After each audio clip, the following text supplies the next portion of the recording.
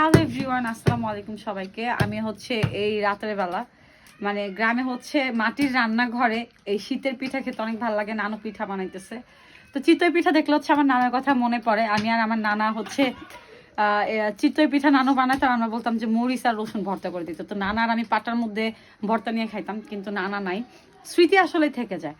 তো নানু আছে, নানু পিঠা বানাইতেছে, আমি আসছি দেখে। অনেক রকমের পিঠা খাওয়াইছে, আমি ভালোভাবে ভিডিও মেক করতে পারি না ঘুমের জন্য।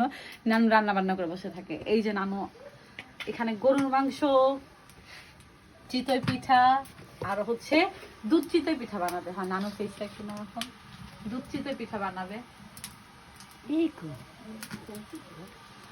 উনি এখনো হচ্ছে অনেক কষ্ট করতে পারে। সবাই মিলে হচ্ছে পিঠা খাওয়ার মজাই আলাদা।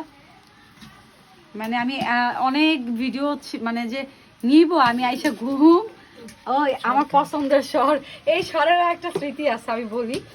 তখন হচ্ছে আমার মামাদের কারোরই বিয়ে হয় নাই, তো নানু যদি হচ্ছে শহর জাল দিত, আমি ছোট ছিলাম, আমি আর ছোট মামা রান্না করে যা শর চুরি করে খাইতাম। আমার এইটা একটু মনে পড়ে। তখন হচ্ছে মাটির হাড়ে মনে হয় না নানু, মাটির পাতিলে দুধ জাল দিত, আর শরটা হইতো মানে হচ্ছে অনেক ঘন আর মোটা। তো আমি আর ছোট মামা যাইতাম, কি দিয়া জানি ঢাইকা রাখতে উঠাইতো ছোট মামা, আর আমার একটু একটু মনে পড়ে, খুব বেশি না, আমরা সর খেয়ে ফেলতাম। তো এখনো নানু হচ্ছে দুধ জাল দিলে শরটা আমার জন্য রেখে দেয়। সবাই দোয়া করবেন আমার নানুর জন্য, তার নানু আছে দেখে হচ্ছে বাড়িতে আসি, তা নাহলে হয়তো আর আসা হতো না।